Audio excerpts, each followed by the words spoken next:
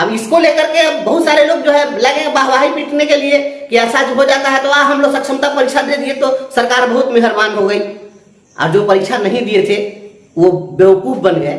मेरे भाई, देश की आजादी में गुलछर्रा उड़ाने वाले लोग वो होशियार हो गए, आप फांसी पर चढ़ने वाले भगत सिंह जैसे लोग बेवकूफ हो गए। ऐसी भावना नहीं रखनी चाहिए। नमस्कार साथियों, मैंने कल के वीडियो में आप लोगों से वायदा किया था कि सक्षमता परीक्षा उत्तीर्ण शिक्षकों के मुद्दे पर और सक्षमता परीक्षा से संबंधित विषय वस्तुओं पर हम बात करेंगे।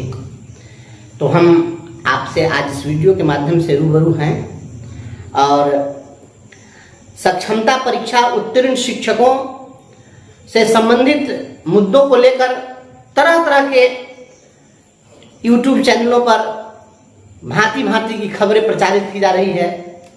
कोई शिक्षकों का वेतन 15,000 बढ़ा दे रहा है, कोई 20,000 बढ़ा दे रहा है, कोई कुछ कर दे रहा है। तो बहुत सारे हमारे साथी हैं जो फोन करते हैं, सर क्या होगा, नहीं होगा। जो परीक्षा दिए हैं वो भी फोन करते हैं कि क्या होगा, जो नहीं दिए हैं वो भी फोन करते हैं कि क्या होगा।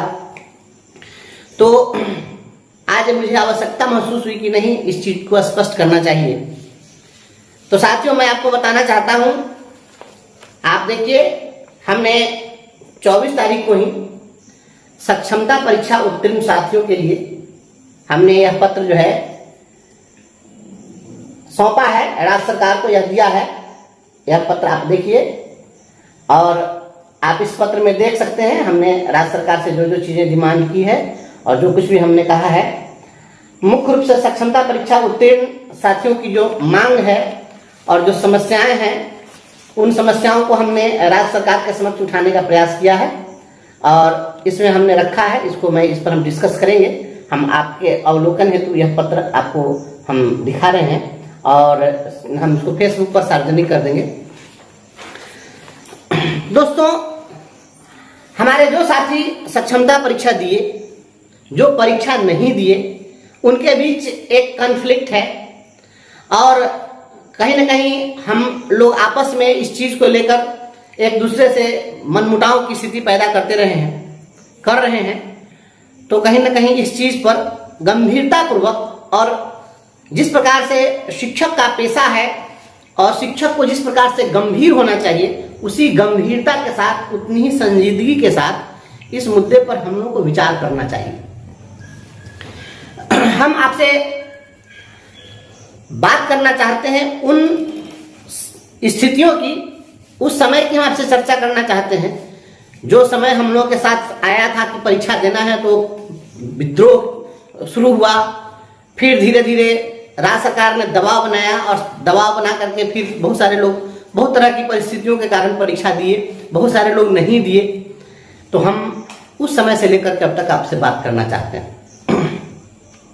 पहले इस बात को समझा जाए कि आखिर हम लोग ने परीक्षा का विरोध क्यों किया। क्या वास्तव में हम लोग ने परीक्षा का विरोध किया था? तो हम आज फिर अपने बात को दोहराना चाहते हैं कि हम लोगों ने परीक्षा का विरोध नहीं किया था। सक्षमता परीक्षा हो, किसी तरह की परीक्षा हो, उस परीक्षा का विरोध नहीं था।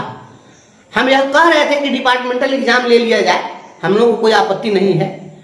तो परीक्षा का विरोध नहीं था, बल्कि विरोध इस बात का था कि इस परीक्षा के बहाने जो मिस्टर मोगेम्बो की जो साजिश थी कि इस परीक्षा के बहाने हम शिक्षकों को ये जिला बदर करना चाहते थे, तो हम इसके विरोधी थे कि जो लोग अपने घर परिवार में हैं, अपने बाल बच्चों के साथ हैं, परिवार के साथ हैं, तो आखिर उनको आप परिवार से, घर से बेघर करना क्यों चाहते हैं। दूसरा हमारा सबसे बड़ा सवाल था कि जो आपने विशिष्ट शिक्षक नियमावली बनाई थी, उस नियमावली में आपने कहा कि विशिष्ट शिक्षक बनने के बाद अधिकार के रूप में आप प्रोन्नति का दावा नहीं कर सकते हैं। मतलब हमारा प्रमोशनल एवेन्यू खत्म कर दिया गया उस नियमावली में। और तीसरी बात थी कि जब विशिष्ट शिक्षक बन जाएंगे तो चूंकि नया पद होगा तो पूर्व की सेवा हमारी शांत हो जाएगी, तो वो हमारा सेवा निरंतरता का लाभ हमको नहीं मिल पा रहा था। तो ये तीन ऐसे मुद्दे थे जिन मुद्दों को लेकर हम लोग का विरोध था। विरोध था कि आप हमारा स्वैच्छिक स्थानांतरण दीजिए, हम कह रहे थे कि हमको सेवा निरंतरता का लाभ दे दीजिए, और हम कह रहे थे कि हमारे प्रमोशनल एवेन्यू को बरकरार रखिए। बस यही 3 मुद्दे थे। अगर ये 3 शर्तें सरकार अगर उस समय मान ली होती तो हम सभी लोग परीक्षा में शामिल होने के लिए तैयार थे। ऐसा नहीं था कि हम सीधे सीधे परीक्षा को नकार रहे थे। तो ये आपको मैं आज फिर इस बात को मैं दोहरा रहा हूं और मैं आपको बता दूं कि हमने राज्य सरकार से जो बात की है उसमें हमने माननीय मुख्यमंत्री को, माननीय मंत्री शिक्षा विभाग को और अपर मुख्य सचिव महोदय को हमने मांग पत्र 24 तारीख को ही सौंपा। ये लगभग 12-13 दिन बीत गए हैं, हम इसको सार्वजनिक नहीं किए थे क्योंकि हम इसको बहुत ज़्यादा सार्वजनिक करके दिखाना हम नहीं चाह रहे थे, लेकिन चूंकि इतनी सारी खबरें आ रही है तो मुझे लगा कि नहीं, इस चीज़ को अब सार्वजनिक करना चाहिए। तो हमने ये राज्य सरकार के समक्ष बात रखी है और मुझे लगता है कि हम लोगों ने जो बात रखी है उस पर सरकार कहीं ना कहीं गंभीरतापूर्वक विचार कर रही है।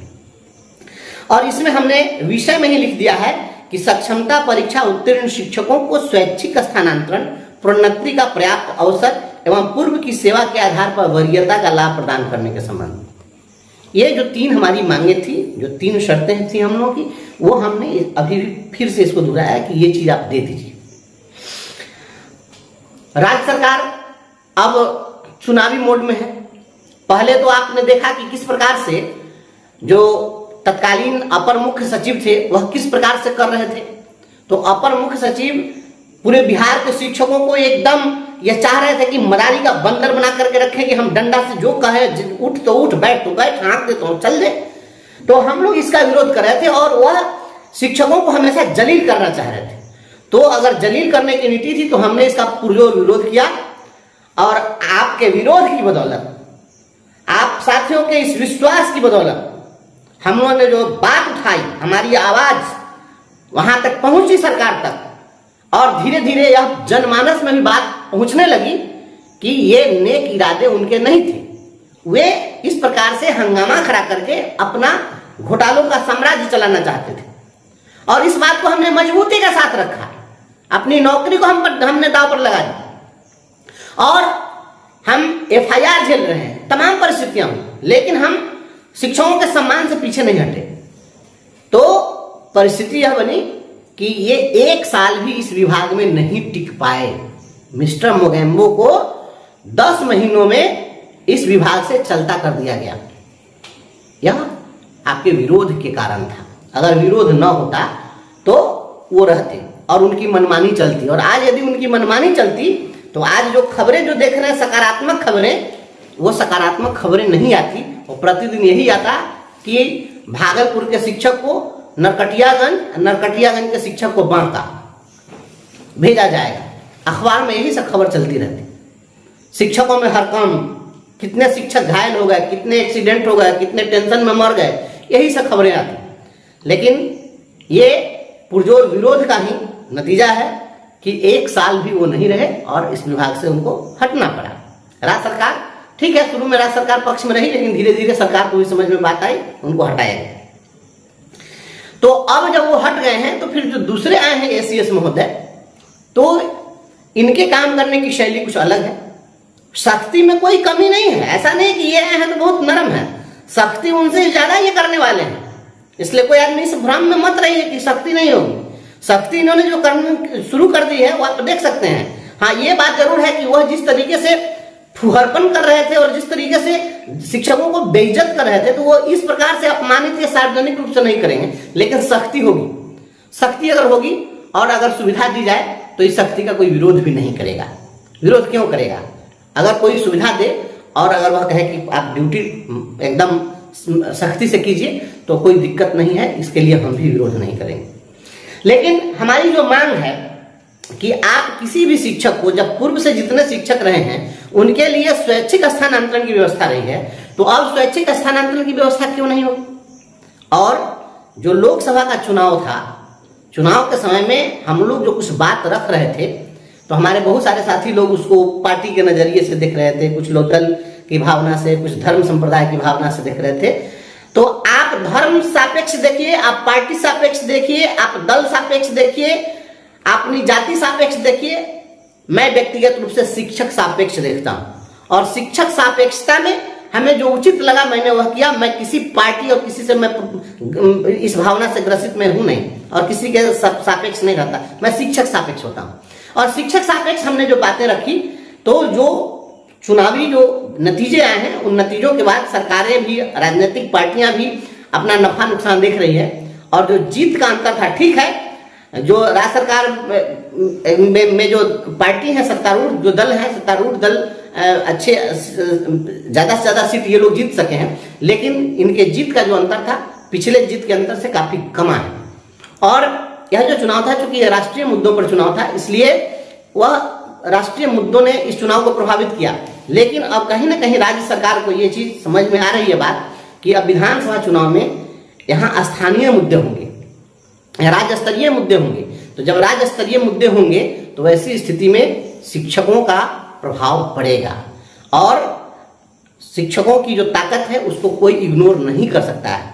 तो चुनावी मोड में है सरकार, और इस चुनावी मोड में जो होने की संभावना है, मैं आपको स्पष्ट कर देता हूं कि अब जो कमेटी बनी है, यह कमेटी हम लोगों की मांग के बाद यह कमेटी बनाई गई है, और इसमें हमने विधान परिषद में क्वेश्चन हम लोगों ने डाला है। वो क्वेश्चन भी मैं फेसबुक पर आपको सार्वजनिक कर दूंगा। ये क्वेश्चन हमने आग्रह किया है, और कई विधान पार्षदों ने इस मुद्दे को उठाया है, प्रश्न लोगों ने डाल दिया है कि भाई सक्षमता उत्तीर्ण शिक्षकों के स्वैच्छिक पदस्थापन के लिए क्या कार्रवाई की जा रही है।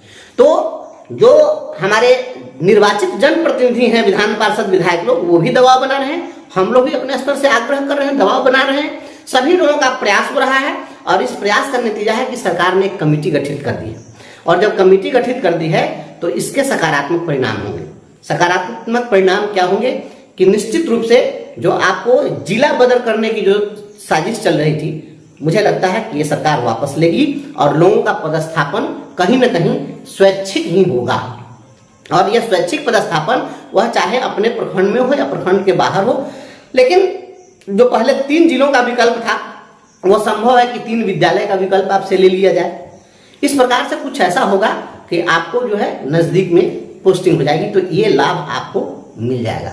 अब यह मत कहिएगा, अब इसको लेकर के बहुत सारे लोग जो है लगे वाहवाही पीटने के लिए कि ऐसा हो जाता है तो हम लोग सक्षमता परीक्षा दे दिए तो सरकार बहुत मेहरबान हो गई, और जो परीक्षा नहीं दिए थे वो बेवकूफ बन गए।